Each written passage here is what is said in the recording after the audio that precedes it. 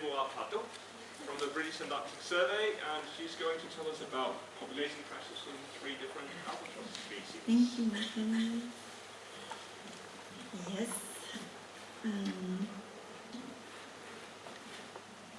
Yes, so I'm a postdoc currently at the British Antarctic Survey, and I study albatross demography in these 3 species. So the population sizes of these 3 species have been a bit in trouble recently. So we have we monitored them since the 80s, and sorry, this is the one I want. And the wandering albatross monitored population was stable until 1995, when it halved in a decade and is now starting to stabilize again. The grey-headed albatross population has been decreasing since the beginning of the monitoring study, and showing a lot of variability over time, with a big crash in the 2000s that seemed to make the population recovery even less probable. And the black-browed albatross have been steadily declining as well, with a huge peak in a huge drop in 1995. So what we want to do here is investigate what happened, and if there's any chance we can be positive about the future. So to do that, we built a multi-event model, which looks a bit complicated, but no panic. I'll go through it with you here with this capture history. We have 30,000 of them between the 3 species. And so you can see here, this bird was ringed as a chick, and it didn't come back for the first 4 years, or we didn't detect it. And here it's been seen as a pre-breeder 2 years in a row. Then started breeding for the first time as an inexperienced breeder, but it failed. Wasn't observed the next year, came back again and bred again as an experienced breeder, but failed. And then it succeeded, probably skipped, succeed, and was seen as a non-breeder, but present as a colony. And then its ring was recovered, so it was probably dead somewhere. So the advantage of this model is that it allows us to calculate at the same time the survival, the breeding propensity, and the breeding success of the 3 species, not simultaneously in the same model, but exactly in the same way, so we can really compare what's happening. And it also takes into account the juvenile and the immature stages that can be quite critical for population dynamics.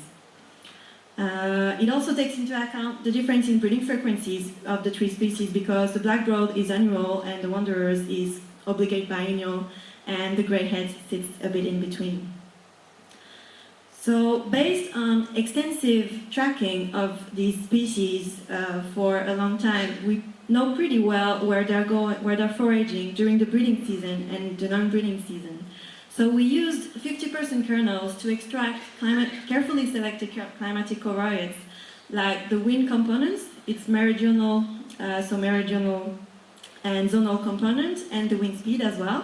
And we also used several food availability proxies, like the sea surface temperature, the net primary productivity, the sea ice extent, and the krill density. I'll detail a bit later. We also had some global covariates, the most famous in the Antarctic, the Southern Annular Mode, and the Southern Oscillation Index. We did the same for fisheries, from 19% kernel distributions. We extracted fisheries variable effort, with the demersal long line, the pelagic long line, and the trolling effort. We have been particularly careful at extracting from this sum of effort across the oceans the fisheries where we knew the birds were not interacting, or that there was no bycatch happening, to test for potentially positive effect on breeding success, but negative effect on adult and juvenile survival. And we also removed the effect of fisheries that we knew were well mitigated. So we tried to bias the models the least possible. The last little trick of our model selection process was that we based everything on the percentage of variance of the demographic rate explained by the environmental covariates. And to do that, instead of using the usual R-square, we used the usual R-square that we call the basic R-square, which is the common approach, but is sometimes sensitive to trends in either the demographic rate or the environmental covariate. But is a good indicator of the long-term variability explained in the model. So we used also a detrended R-square, which is a final scale, but a bit more conservative. So we detrended both when it was needed, the demographic rate and the environmental covariates, to get a really finer scale and a short-term, something that explains better the short-term variability. We based our decision process on the fact that based on the relationship between R square and the p-value of ANODEV, we could say we could say that it was reasonable to say that if both R square values are higher than 10%, an environmental covariate has a generally strong effect on the demographic rate. So what did we find? This is the results for the wandering albatross. You have survival probability, the breeding survival probability for both immature and adults together, the juvenile survival probability on the same graph, the breeding propensity for adults on top, and the recruitment of youngs below, and then you have the success probability.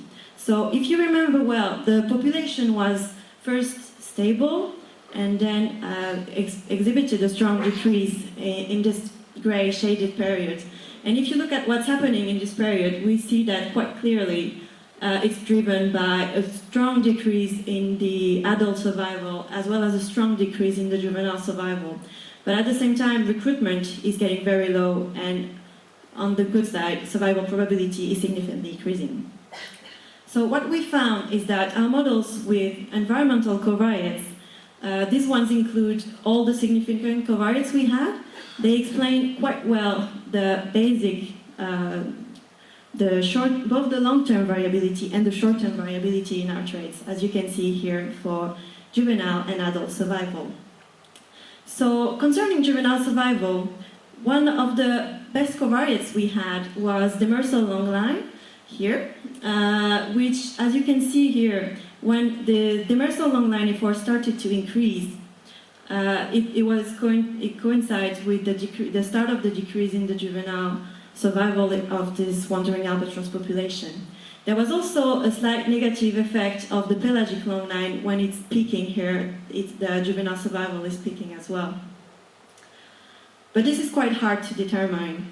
There were also other significant parameters that had an opposite sign between the R square, the two R squares, but it seems to indicate, based on the relationship with the number of breeding pairs here, that there was a hint of negative density dependence, like Remy Fay demonstrated in his presentation. There was also, as you know, the Southern annular mode has been shifting in a positive phase since the 90s, which is completely affecting the wind conditions around the Antarctic. And this seems to have a strong impact on the juvenile survival probability. It was very interesting because in adult survival, what came first was a very strong negative effect of any kind of wind in their foraging areas, in both during the breeding season and the non-breeding season. As you can see here, more westerly, northerly, and faster winds seems to diminish survival. We haven't really figured out the reasons for that. Is there an energetical reason, or do they increase the occurrence? Since birds might move more because of these winds, do they have more probability of encountering fisheries that would kill them eventually? So I'm happy to discuss that with you a bit further. It's really new for us. And there was also an interesting significant relationship with the SST showing that when sea surface temperature is increasing, the adult survival tends to decrease, maybe linked to food availability.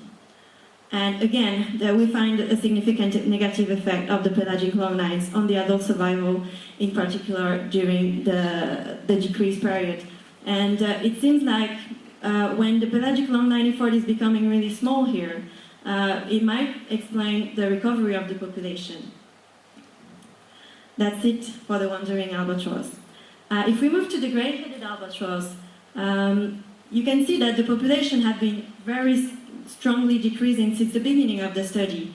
And it seems that we cannot explain the reasons for this decrease because all the demographic rates we estimated are pretty stable over time. And except survival probability that is decreasing over time. But more interestingly, there was this huge drop in adult survival down to only 80%, which is incredibly low for such a very long-lived species. And if you look at what our model did. Well, it did quite well in explaining what's happening during this year. So it was quite interesting when we saw this result, because it seems that there is a lethal combination of an extremely low food availability during that year and at the same time a very intensive fisheries effort. If you look at the shaded area, in 2000, the sea ice extent in the Antarctic Peninsula, so it's supposed to be a proxy of krill availability for the birds that takes around 6 months to arrive to South Georgia.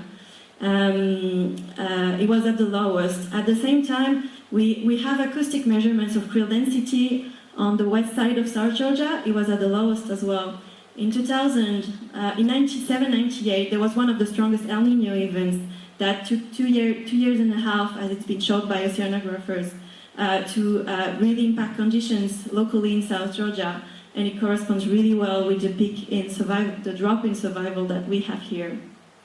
And at the same time, the pelagic longlines were having one of the strongest efforts, with around 30 million hooks deployed, and the demersal longline as well, until the CAMLAR introduced mitigation measures. So I think this is quite cool, but I would love to discuss it with you. Concerning black-browed albatross, so same, the population has been decreasing for a very long time, with this very big peak in 1995. This time, it seems like, yes, the population decrease is driven by both significant decreases in adults, immature, and juvenile survival. But this drop is explained rather by no breeding adults coming back, and the little ones that came back, they all failed in this year. On the other side, recruitment probability is increasing. So our models cut that okay. We are missing some information, like here we have no explanation of what happened, but on the return probability we could explain it quite well. So one of the interesting finds we've had on this species is that it seems to be the conditions in the non-breeding area around the Benguela upwelling that is affecting this black-browed albatross population, with a significant negative impact on the juveniles and on the adult survival probability based on the R-square basic. And but on the other hand, it seems like because there was a positive relationship on both long-term and short-term variability of demersal longliners on the return probability, it seems like birds get something out of it, but sometimes it doesn't work. At the same time, there was a strong effect of the productivity in the Benguela current based on the SST and adult return probability, which might indicate body condition that they need to gain before coming back. So, and we also find some negative effect of trolling.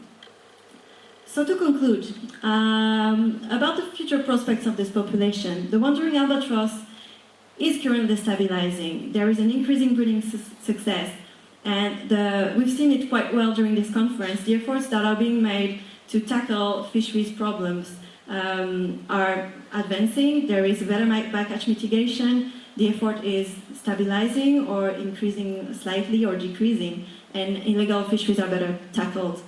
At the same time, we found really strong effects of the wind, and the IPCC is projecting further changes in this direction. So we will have to keep watching what's happening to the birds in relationship to wind. Concerning potential ecological rescue, immigration for albatrosses is very unlikely.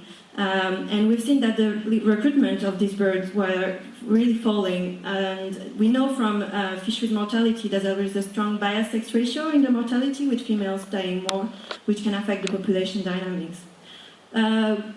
Concerning evolutionary rescue, there are some mechanisms shown by Shizé that can affect this based on the selective mortality of bold juveniles or a selection of heavier birds, because we found, on the other hand, a positive influence of the wind on breeding success of wanderers. To go fast, black-browed and greyheads are still decreasing fast. Maybe this population were viable in the past, but not anymore. And there is a very, very strong variability in the breeding success that averages only at 30% of the birds that create an egg, bring it to fledging, which is really low.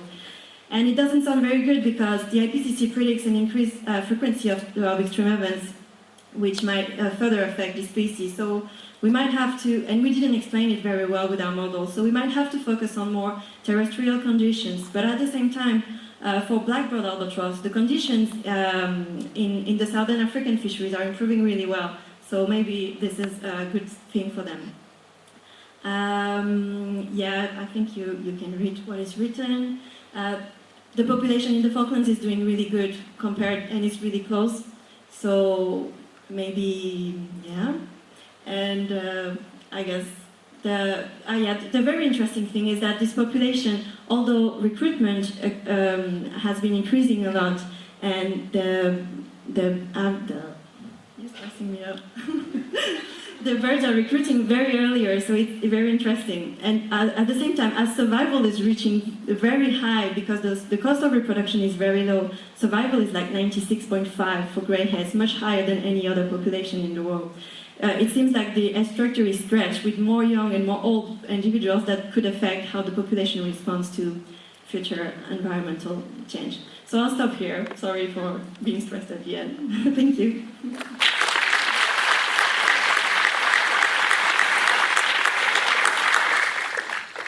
Okay, since it's you, I'll allow time for one question.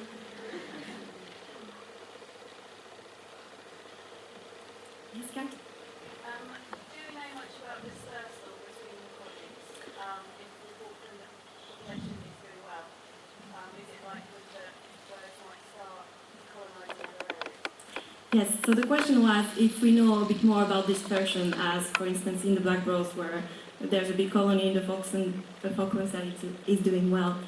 Well, we know that these birds are not moving really well as adults. As young individuals, there's been studies showing that they can disperse a little bit, but not much. From the ring birds that we've seen all around the world, they're not moving too much. But we are not controlling every colony, really. But I don't suspect it's very big. Thanks. Okay, thank you. I think we'll stop now, but I'd like to thank all the speakers. I think this has been an interesting session with some really nice studies. So can we just thank all the speakers?